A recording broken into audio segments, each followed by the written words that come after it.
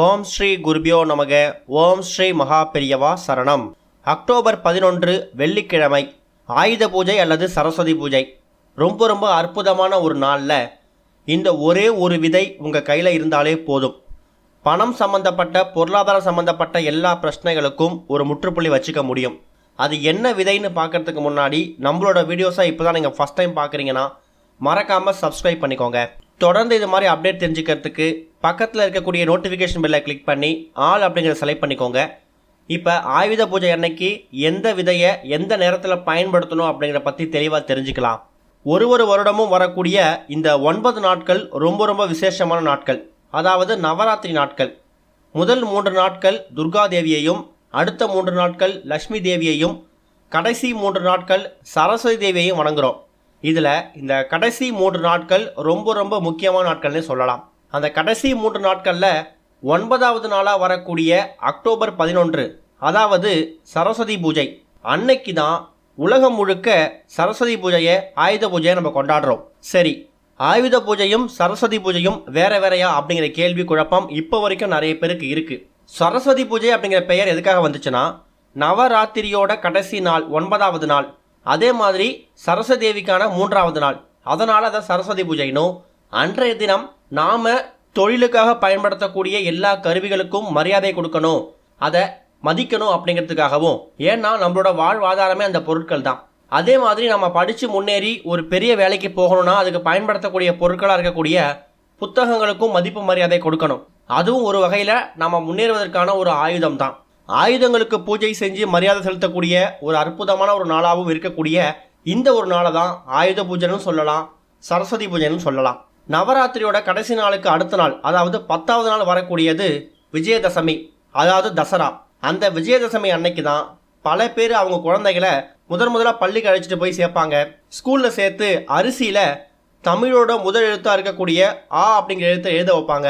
ஒருத்தவங்களுக்கு வாழ்க்கையில் தைரியமும் மனக்குழப்பம் பதட்டம் இல்லாமல் வாழணும்னா அவங்களுக்கு துர்கா தேவியோட அருள் தேவைப்படும். அதே மாதிரி செல்வ செழிப்போடு இருக்கணும்னா அவங்களுக்கு லக்ஷ்மி தேவி அருள் தேவைப்படும். ஆனால் அறிவு, ஆற்றல், சிந்தனை இந்த 3 ஒரு சேர கிடைக்கணும்னா அவங்களுக்கு கலைவாணி அப்படின்னு சொல்லக்கூடிய சரஸ்வதி தேவியோட அருள் கிடைக்கணும். அப்பேற்பட்ட சக்தி வாய்ந்த சரஸ்வதி தேவிக்கு உகந்த இந்த ஒரு சரஸ்வதி பூஜை அன்னைக்கு கட்டாயம் நீங்கள் தொழில் செய்யக்கூடிய இடங்கள்லையும் உங்கள் வீடுகள்லையும் நீங்கள் உபயோகிக்கக்கூடிய எல்லா பொருட்களுக்கும், கருவிகளுக்கும், படிக்கக்கூடிய புத்தகங்களுக்கும், எழுதக்கூடிய நோட்டுக்கும் நீங்கள் மரியாதை கொடுக்கணும். ரொம்ப பெரிய அளவுக்கு பூஜை செய்ய முடியலையா, ஒன்றும் கவலை வேணாம். நீங்கள் பயன்படுத்தக்கூடிய கருவிகளை சுத்தப்படுத்தி கொஞ்சமாக சந்தனம், குங்குமம் அப்படின்னா மஞ்சள் குங்குமம் போட்டு வச்சுடுங்க. அவல், சர்க்கரை, பொரிக்கடலை அதை வாங்கி வச்சு நைவேத்தியமாக படைங்க. அதையே அந்த சரஸ்வதி மனசார ஏற்றுப்பாங்க. வீட்டில் இருக்கக்கூடிய ஆண்கள், பெண்கள், குழந்தைகள் யாராக இருந்தாலும் சரி, அவங்க பயன்படுத்தக்கூடிய படிக்கக்கூடிய புத்தகங்களை பூஜைகளில் வச்சு பூஜை செய்யணும். அக்டோபர் 11ஆம் தேதி வெள்ளிக்கிழமை நல்ல நேரம் அப்படின்னு பார்த்தீங்கன்னா மதியம் 12:15 1:15 வரைக்கும். ஏன்னா காலைல 10:12 ராகு காலம், மதியம் 3:04 யமகண்டம். இந்த 2 நேரத்தில் வழிபாட்டு முறைகளை, பூஜை முறைகளை மறந்து கூட செஞ்சிடாதீங்க. ஒருவேளை மதியம் 12:15 1:15 அந்த நேரத்தில் சரஸ்வதி பூஜை, ஆயுத பூஜைக்கான வழிபாடு செய்ய முடியலையா, ஒன்றும் பிரச்சனை இல்லை. மாலை ஒரு 6 மணி வரைக்கும் வெயிட் பண்ணுங்க. மாலை 6 மணிக்கு மேலே எப்போ வேணாலும் நீங்கள் சரஸ்வதி பூஜை, ஆயுத பூஜை செய்யலாம். பொதுவாகவே இந்த சரஸ்வதி பூஜையை மாலை நேரங்களில் செய்கிறது சிறப்பு. சில பேருக்கு மாலை நேரத்தில் செய்யக்கூடிய வழக்கம் இருக்காது, அவங்க காலை நேரத்தில், பகலில் செய்வாங்க. நீங்கள் எந்த நேரத்தில் பூஜை செஞ்சாலும் சரி, அதாவது மதியம் 12:15 1:15 அந்த நேரத்தில் பூஜை செஞ்சாலும் சரி, இல்லை மாலை 6 மணிக்கு மேலே நீங்கள் பயன்படுத்தக்கூடிய ஆயுதங்கள், நோட்டு புத்தகங்களை வச்சு பூஜை செஞ்சாலும் சரி, அந்த பூஜையில் இப்போ நாம் சொல்லக்கூடிய இந்த ஒரே ஒரு விதை, இந்த விதை இந்த நேரங்களில், அதுவும் இந்த சரஸ்வதி பூஜை, விநாயகர் சதுர்த்தி நேரங்களில் கிடைக்கக்கூடிய ஒரு அற்புதமான பழத்திலேருந்து எடுக்கக்கூடிய ஒரு விதை தான்.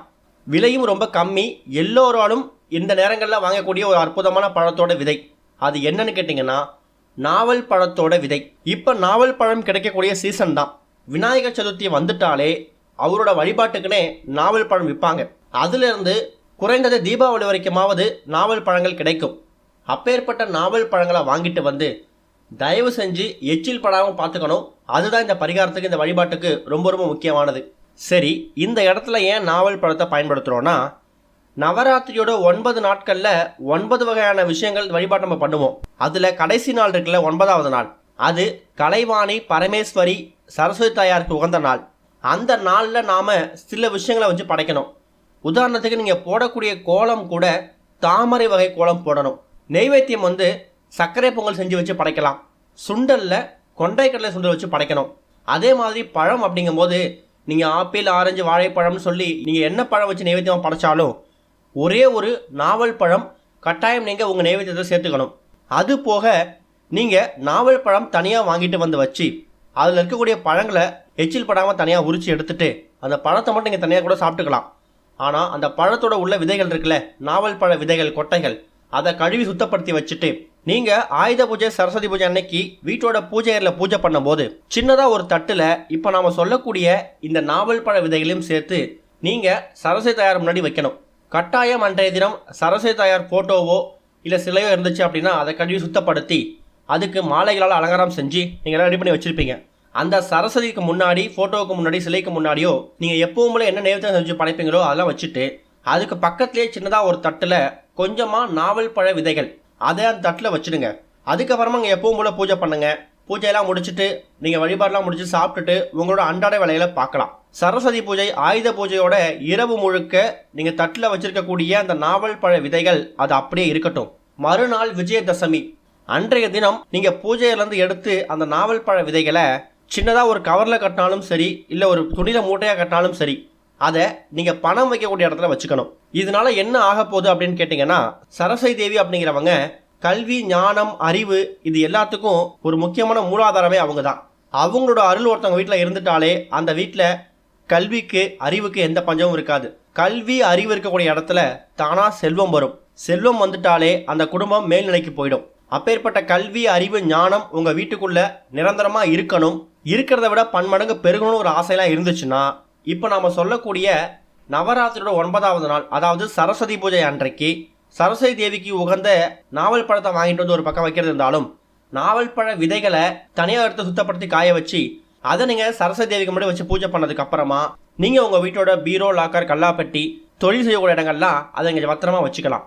உதாரணத்துக்கு ஒரு கைப்பிடி ஒரு 8லேருந்து 9 எண்ணிக்கையில் நீங்கள் நாவல் பழ விதையை வாங்கிட்டு வரீங்கன்னா அந்த நாவல் பழ விதைகளை 2-3 பிரித்து கூட ஒரு 2-3 பீரோவில் வச்சுக்கலாம், 2-3 லாக்கரில் வச்சுக்கலாம், 2-3 வந்து இங்கே தொழில் செய்கிற இடத்துல வச்சுக்கலாம். அது உங்கள் விருப்பம் தான். சில பேருக்கு நாவல் பழம் கிடைக்காத இடத்துல இருக்கலாம், இன்னும் சில பேருக்கு வந்து வாங்கக்கூடிய சூழ்நிலை இருக்கலாம். அப்படி விடவங்க என்ன செய்யலான்னு கேட்டிங்கன்னா, உங்கள் வீடு பக்கத்தில் இருக்கக்கூடிய நாட்டு மருந்து கடைகளில் நாவல் பழ விதைகள் கண்டிப்பாக கிடைக்கும். நாட்டு மருந்து கடைகள் நீங்கள் போயிட்டாலே எந்த பழத்தோட விதைகளாக கேட்டாலும் அவங்க அதை பதப்படுத்தி, சுத்தப்படுத்தி, காய வச்சு பாக்கெட் பண்ணி வச்சுருப்பாங்க. அவங்க கிட்ட போயிட்டு நாவல் பழ விதைகளை சொன்னீங்கன்னா அவங்க வாங்கிட்டு வந்து வச்சுருப்பாங்க. அதை நீங்கள் வாங்கிட்டு வந்துக்கலாம். அதை நீங்கள் கழுவி சுத்தப்படுத்திக்கலாம். இல்லை என்னால் ஃப்ரெஷ்ஷான நாவல் பழம் வாங்கிட்டு வந்து அதில் பழத்தையும் தனியாக விதையும் பிரித்து இந்த பூஜைக்கு பயன்படுத்த முடியும் அப்படிங்கிறவங்க தாராளமாக பயன்படுத்துங்க. 3 மாதத்துக்கு ஒரு முறை, 4 மாதத்துக்கு ஒரு முறை அந்த விதைகள் வந்து வீணாக போயிருந்தால் மட்டும் மாற்றிக்கலாம். கால்பழத்தில் பழைய விதைகளை போட்டு புது விதைகளை மாற்றி வச்சுடுங்க. அது வரைக்கும் நீங்கள் அதை தேவையில்லாமல் தொடர்றதை கொஞ்சம் தவிர்க்கிறது நல்லது. ஓம் ஸ்ரீ குருபியோ நமக. ஓம் ஸ்ரீ மகா பெரியவா சரணம்.